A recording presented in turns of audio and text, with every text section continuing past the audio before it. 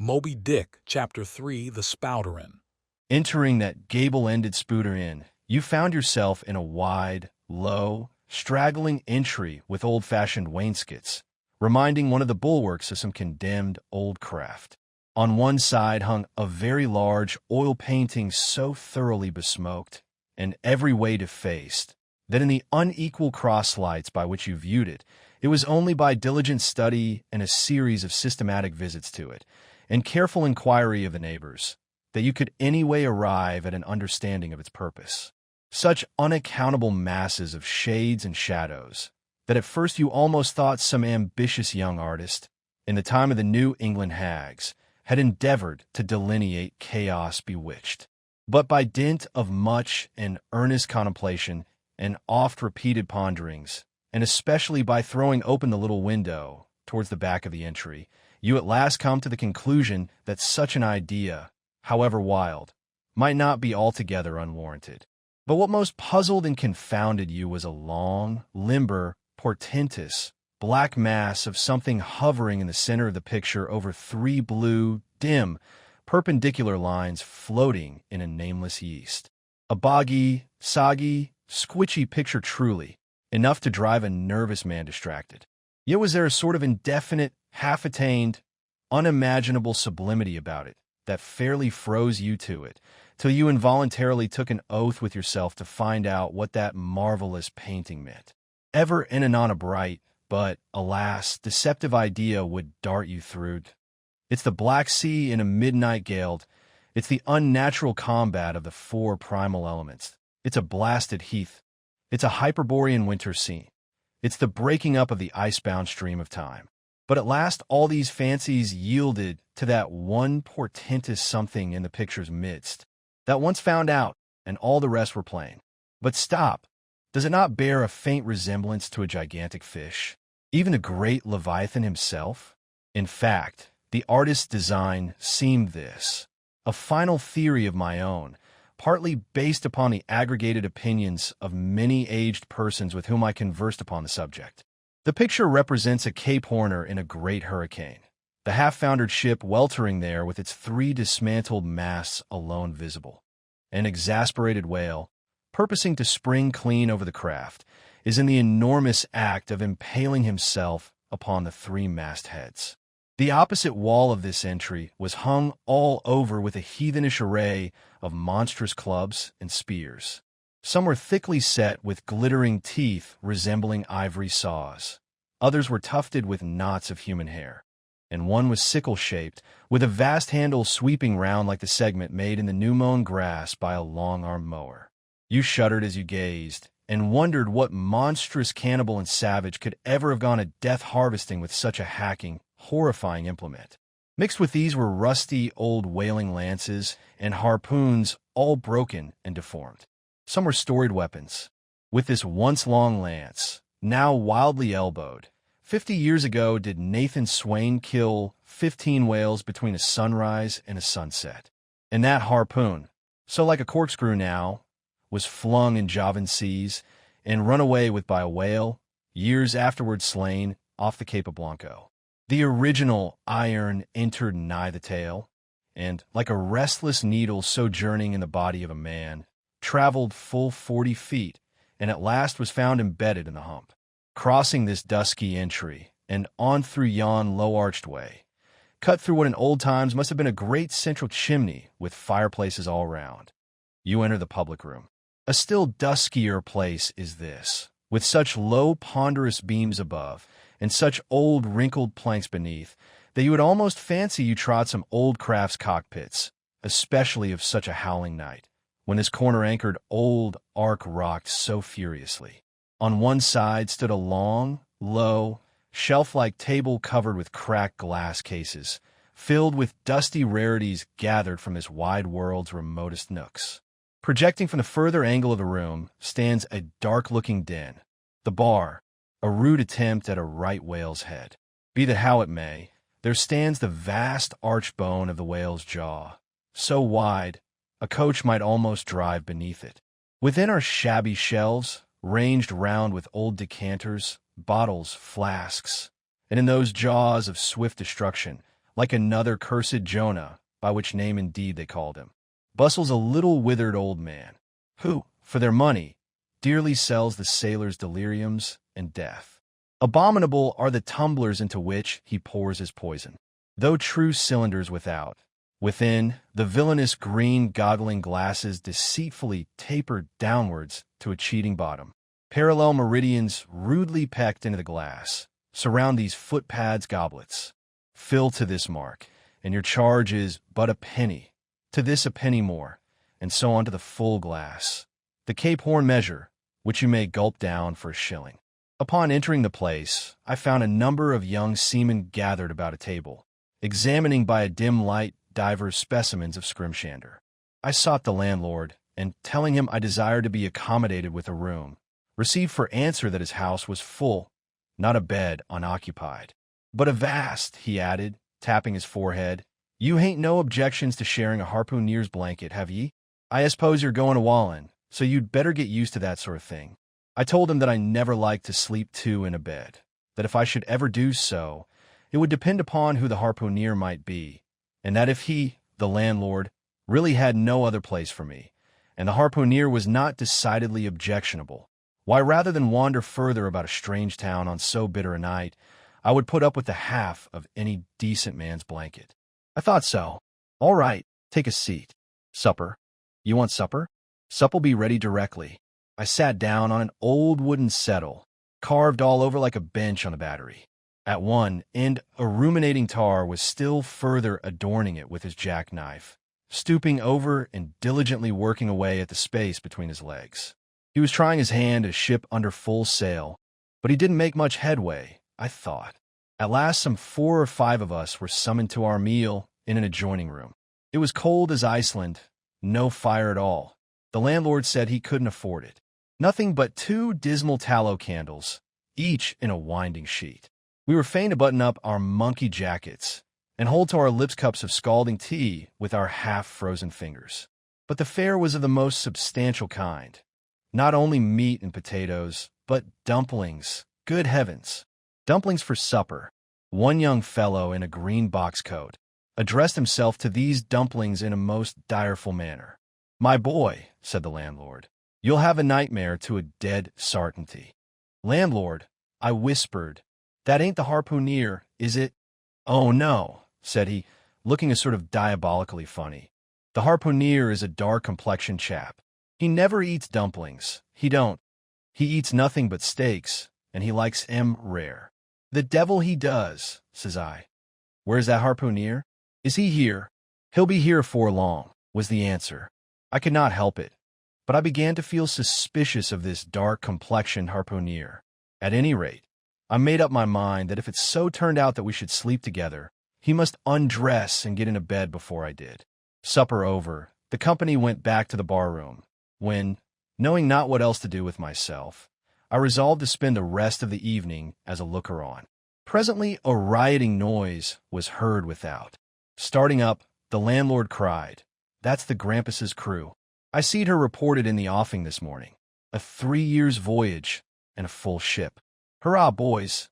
Now we'll have the latest news from the Fijis." A tramping of sea boots was heard in the entry.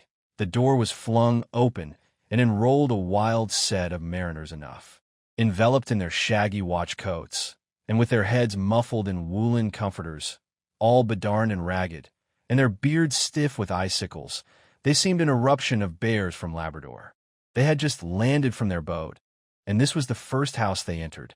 No wonder, then, that they made a straight wake for the whale's mouth, the bar, when the wrinkled little old Jonah, their officiating, soon poured them out brimmers all round. One complained of a bad cold in his head, upon which Jonah mixed him a pitch-like potion of gin and molasses, which he swore was a sovereign cure for all colds and catarrhs whatsoever, never mind of how long-standing, or whether caught off the coast of Labrador, or on the weather side of an ice island. The liquor soon mounted into their heads, as it generally does even with the errantest topers newly landed from sea, and they began capering about most obstreperously.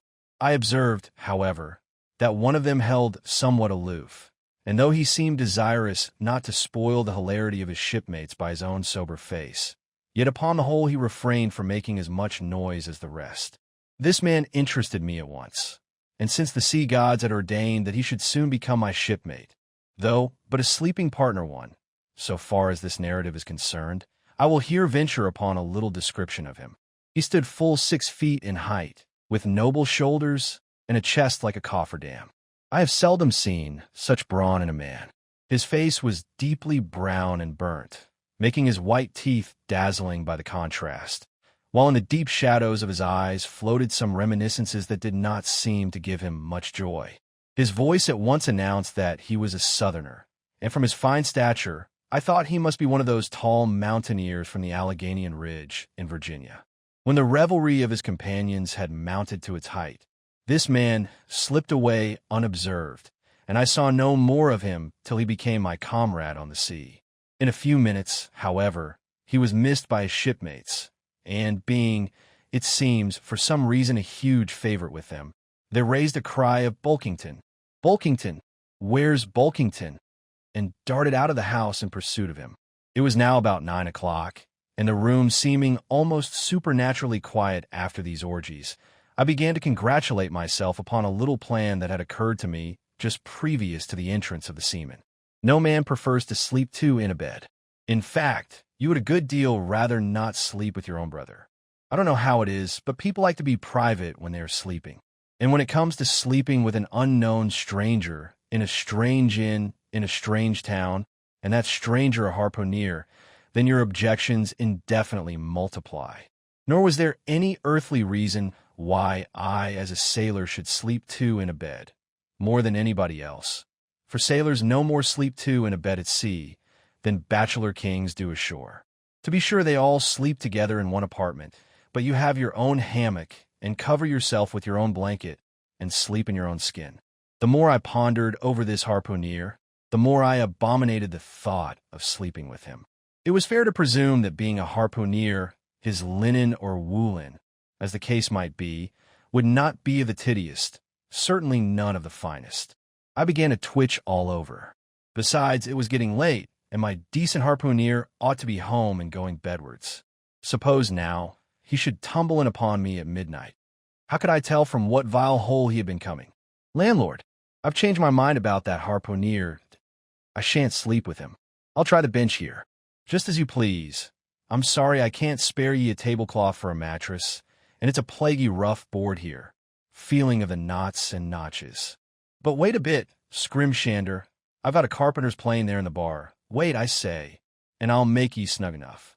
So saying, he procured the plane, and with his old silk handkerchief first dusting the bench, vigorously set to planing away at my bed, the while grinning like an ape.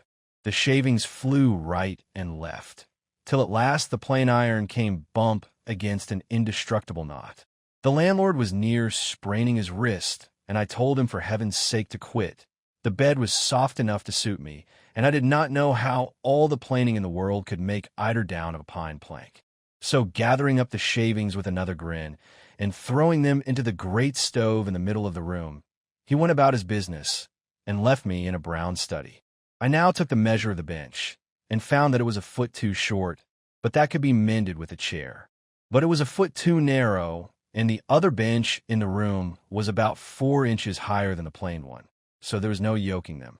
I then placed the first bench lengthwise along the only clear space against the wall, leaving a little interval between for my back to settle down in. But I soon found that there came such a draught of cold air over me from under the sill of the window that this plan would never do at all, especially as another current from the rickety door met the one from the window, and both together formed a series of small whirlwinds in the immediate vicinity of the spot where I had thought to spend the night. The devil fetch that harpooner, thought I, but stop, couldn't I steal a march on him, bolt his door inside, and jump into his bed, not to be wakened by the most violent knockings? It seemed no bad idea, but upon second thoughts I dismissed it. For who could tell but what the next morning, so soon as I popped out of the room, the harpooner might be standing in the entry, all ready to knock me down. Still, looking round me again, and seeing no possible chance of spending a sufferable night unless in some other person's bed, I began to think that after all I might be cherishing unwarrantable prejudices against this unknown harpooner. Thinks I, I'll wait a while. He must be dropping in before long. I'll have a good look at him then, and perhaps we may become jolly good bedfellows after all. There's no telling. But though the other boarders kept coming in by ones, twos, and threes, and going to bed, yet no sign of my harpooner. "Landlord," said I, "what sort of chap is he? Does he always keep such late hours?" It was now hard upon 12 o'clock. The landlord chuckled again with his lean chuckle, and seemed to be mightily tickled at something beyond my comprehension. "No," he answered, "generally he's an early bird, early to bed and early to rise. Yes, he's the bird what catches the worm. But tonight he went out a-peddling, you see, and I don't see what on earth keeps him so late, unless, may be, he can't sell his head." "Can't sell his head?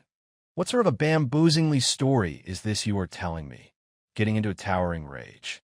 "Do you pretend to say, landlord, that this harpooner is actually engaged this blessed Saturday night, or rather Sunday morning, in peddling his head around this town?" "That's precisely it," said the landlord, "and I told him he couldn't sell it here. The market's overstocked." "With what?" shouted I. "With heads, to be sure. Ain't there too many heads in the world?" "I tell you what it is, landlord," said I quite calmly. "You'd better stop spinning that yarn to me. I'm not green. Maybe not, taking out a stick and whittling a toothpick, but I rather guess you'll be done brown if that air harpooner hears you a slander in his head." "I'll break it for him," said I, now flying into a passion again at this unaccountable farrago of the landlord's.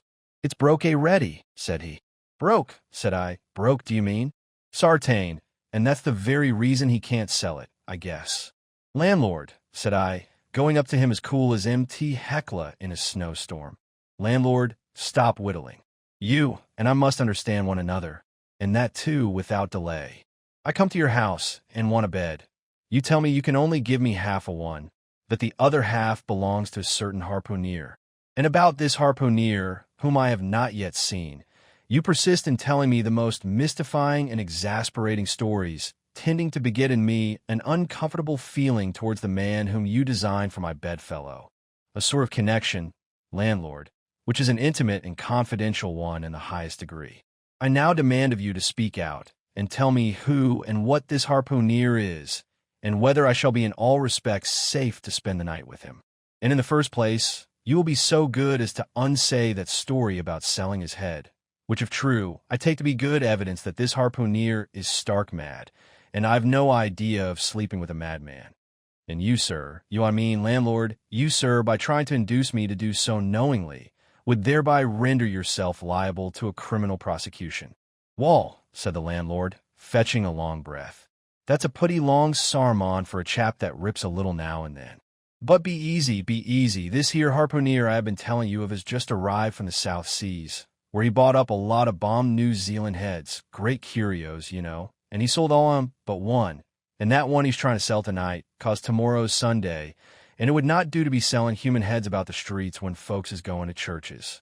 He wanted to last Sunday, but I stopped him just as he was going out of the door with 4 heads strung on a string, for all the earth like a string of Aeneans." This account cleared up the otherwise unaccountable mystery, and showed that the landlord, after all, had had no idea of fooling me. But at the same time, what could I think of a harpooner who stayed out his Saturday night clean into the Holy Sabbath, engaged in such a cannibal business as selling the heads of dead idolaters? "Depend upon it, landlord, that harpooner is a dangerous man. He pays reglar," was the rejoinder. "But come, it's getting dreadful late. You had better be turning flukes. It's a nice bed. Sal and me slept in that air bed the night we were spliced. There's plenty of room for 2 to kick about in that bed. It's an almighty big bed, that. Why, afore we give it up, Sal used to put our Sam and little Johnny in the foot of it. But I got a dreaming and sprawling about one night, and somehow Sam got pitched on the floor and came near breaking his arm. Arter that, Sal said it wouldn't do. 'Come along here, I'll give ye a glim in a jiffy.' And so saying, he lighted a candle and held it towards me, offering to lead the way. But I stood irresolute, when looking at a clock in the corner, he exclaimed, 'I vum it's Sunday. You won't see that harpooner tonight. He's come to anchor somewhere. Come along, then. Do come. Won't ye come?"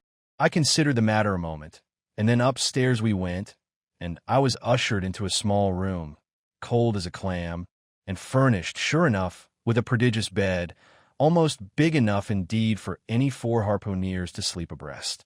"There," said the landlord, placing the candle on a crazy old sea chest that did double duty as a washstand and center table. "There, make yourself comfortable now, and good night tea." I turned round from eyeing the bed, but he had disappeared. Folding back the counterpane, I stooped over the bed.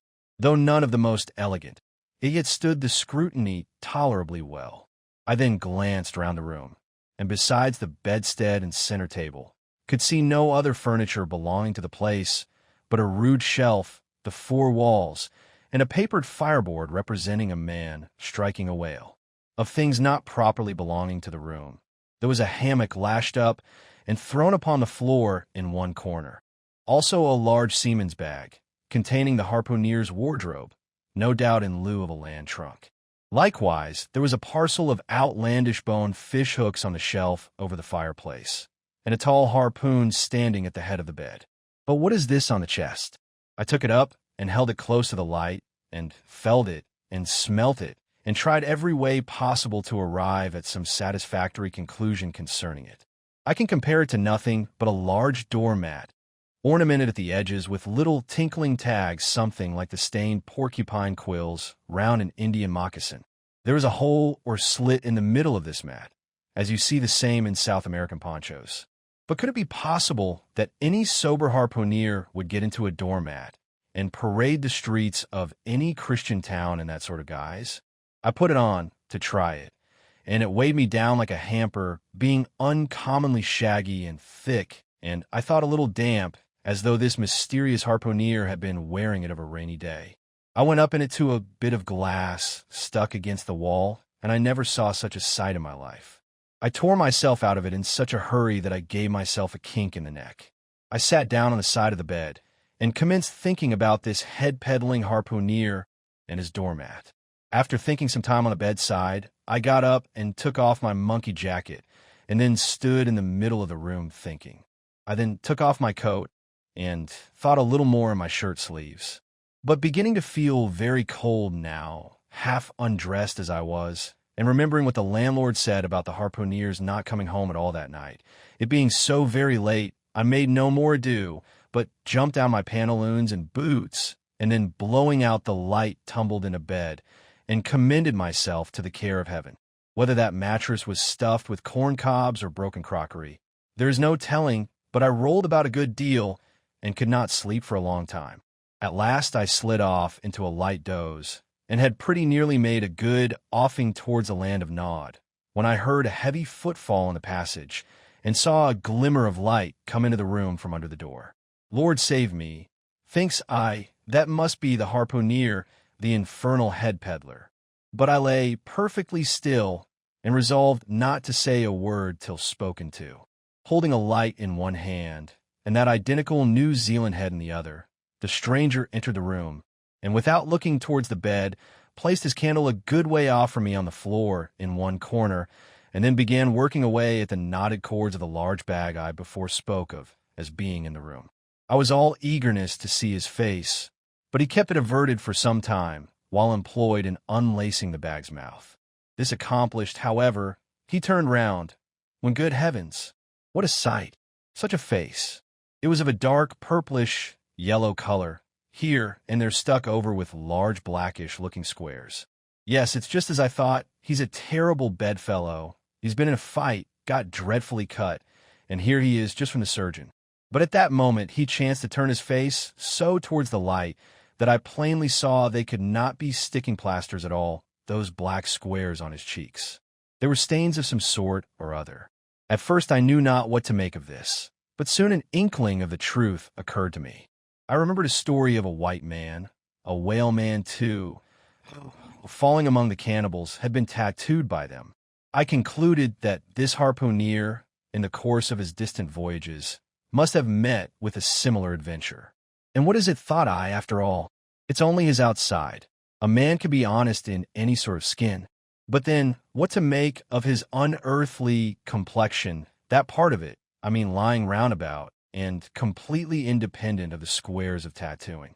To be sure, it might be nothing but a good coat of tropical tanning, but I never heard of a hot sun's tanning a white man into a purplish-yellow one. However, I had never been in the South Seas, and perhaps the sun there produced these extraordinary effects upon the skin. Now, while all these ideas were passing through me like lightning, this harpooner never noticed me at all. But, after some difficulty having opened his bag, he commenced fumbling in it, and presently pulled out a sort of tomahawk and a sealskin wallet with the hair on. Placing these on the old chest in the middle of the room, he then took the New Zealand head, a ghastly thing enough, and crammed it down into the bag. He now took off his hat, a new beaver hat, when I came nigh, singing out with fresh surprise. There was no hair on his head, none to speak of at least, nothing but a small scalp knot twisted up on his forehead. His bald purplish head now looked for all the world like a mildewed skull. Had not the stranger stood between me and the door, I would have bolted out of it quicker than ever I bolted a dinner. Even as it was, I thought something of slipping out of the window, but it was the second floor back. I am no coward, but what to make of this head-peddling purple rascal altogether passed my comprehension. Ignorance is the parent of fear, and being completely nonplussed and confounded about the stranger, I confess I was now as much afraid of him as if it was the devil himself who had thus broken into my room at the dead of night. In fact, I was so afraid of him that I was not game enough just then to address him and demand a satisfactory answer concerning what seemed inexplicable in him. Meanwhile, he continued the business of undressing, and at last showed his chest and arms. As I live, these covered parts of him were checkered with the same squares as his face. His back, too, was all of the same dark squares. He seemed to have been in a 30 Years' War, and just escaped from it with a sticking plaster shirt. Still more, his very legs were marked, as if a parcel of dark green frogs were running up the trunks of young palms. It was now quite plain that he must be some abominable savage or other shipped aboard of a whaleman in the South Seas, and so landed in this Christian country. I quake to think of it. A peddler of heads, too. Perhaps the heads of his own brothers. He might take a fancy to mine. Heavens! Look at that tomahawk! But there was no time for shuddering, for now the savage went about something that completely fascinated my attention and convinced me that he must indeed be a heathen. Going to his heavy grego, or rapal, or dreadnought, which he had previously hung on a chair, he fumbled in the pockets, and produced at length a curious little deformed image with a hunch on its back, and exactly the color of a 3-days-old Congo baby. Remembering the embalmed head, at first I almost thought that this black mannequin was a real baby preserved in some similar manner. But seeing that it was not at all limber, and that it glistened a good deal like polished ebony, I concluded that it must be nothing but a wooden idol, which indeed it proved to be. For now the savage goes up to the empty fireplace, and removing the papered fireboard, sets up this little hunchbacked image, like a tenpin between the andirons. The chimney jambs and all the bricks inside were very sooty, so that I thought this fireplace made a very appropriate little shrine or chapel for his Congo idol. I now screwed my eyes hard towards the half-hidden image, feeling but ill at ease meantime, to see what was next to follow. First he takes about a double handful of shavings out of his grego pocket and places them carefully before the idol. Then laying a bit of ship biscuit on top and applying the flame from the lamp, he kindled the shavings into a sacrificial blaze. Presently, after many hasty snatches into the fire, and still hastier withdrawals of his fingers, whereby he seemed to be scorching them badly, he at last succeeded in drawing out the biscuit. Then blowing off the heat and ashes a little, he made a polite offer of it to the little negro. But the little devil did not seem to fancy such dry sort of fare at all. He never moved his lips.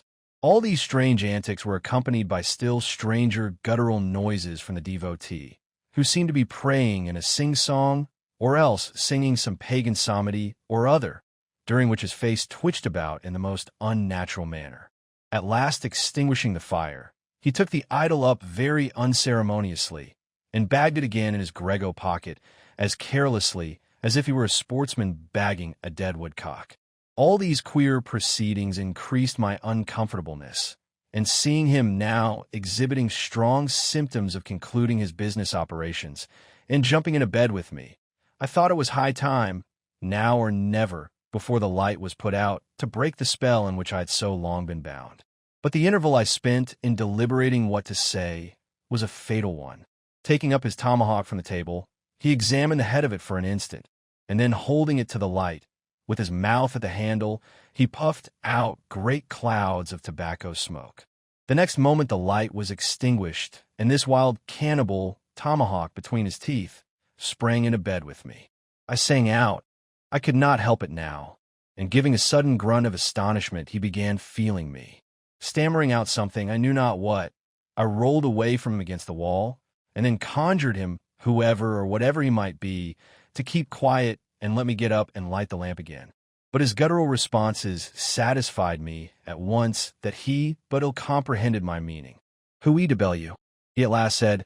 "You no speak ye, damn me, I kill ye."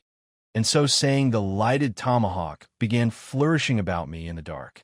"Landlord, for God's sake, Peter Coffin," shouted I. "Landlord, watch, Coffin, angels, save me, speak ye, tell ye to me who ye be, or damn me, I kill ye." Again growled the cannibal, while his horrid flourishings of the tomahawk scattered the hot tobacco ashes about me, till I thought my linen would get on fire. But, thank heaven, at that moment the landlord came into the room light in hand, and leaping from the bed, I ran up to him. "Don't be afraid now," said he, grinning again. "Queequeg here wouldn't harm a hair of your head." "Stop your grinning," shouted I. "And why didn't you tell me that that infernal harpooneer was a cannibal? I thought ye knowed it. Didn't I tell ye he was a peddling heads around town? But turn flukes again and go to sleep. Queequeg, look here. You sabby me, I sabby. You this man sleep you sabby?" "Me sabby plenty," grunted Queequeg, puffing away at his pipe and sitting up in bed. "You get tea in," he added, motioning to me with his tomahawk and throwing the clothes to one side. He really did this in not only a civil, but a really kind and charitable way. I stood looking at him a moment. For all his tattooings, he was on the whole a clean, comely-looking cannibal.